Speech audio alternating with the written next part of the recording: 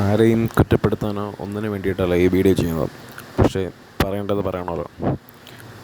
ഇപ്പോൾ നമ്മളെല്ലാവരും ഞെട്ടിത്തരിച്ചിരിക്കുകയാണ് അഹമ്മദാബാദിൽ നടന്ന എയർക്രാഫ്റ്റ് ക്രാഷ് സംഭവത്തോടനുബന്ധിച്ച്.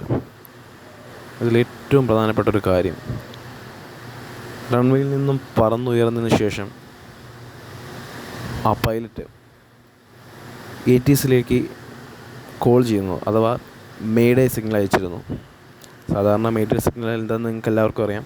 അതൊരു എമർജൻസി സിറ്റുവേഷനിൽ ഷിപ്പ് ആയിക്കോട്ടെ, എയർക്രാഫ്റ്റ് ആയിക്കോട്ടെ, അവരുടെ ഹെഡ് ഓഫീസിലോട്ട് അയക്കുന്ന ഒരു സിഗ്നലാണ്, ഒരു വേ ഓഫ് കമ്മ്യൂണിക്കേഷനാണ് എന്ത് മേഡേ. ആ സമയത്ത് അത് ആരും ആൻസർ ചെയ്തില്ല എന്നുള്ള സങ്കടകരമായൊരു വാർത്തയാണ് വരുന്നത്.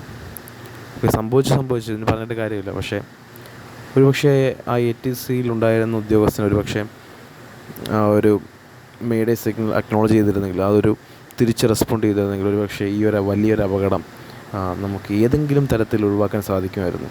പക്ഷെ അത് നടന്നില്ല. അപ്പം എല്ലാത്തിനും ഓരോന്നിൻ്റെ സമയമുണ്ടെന്ന് പറയുന്നത് വളരെ ശരിയാണ്.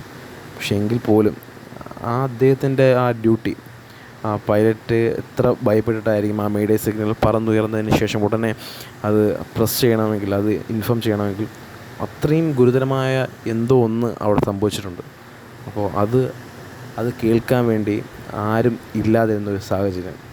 അപ്പോൾ മരണം മുമ്പിൽ കണ്ടു എന്ന ഒരു നിമിഷം അത് വളരെ നമ്മളെ പേടിപ്പിക്കുന്നതാണ്. അത് തീർത്തും ഒരു ഭയാനമായ സംഭവമാണ്.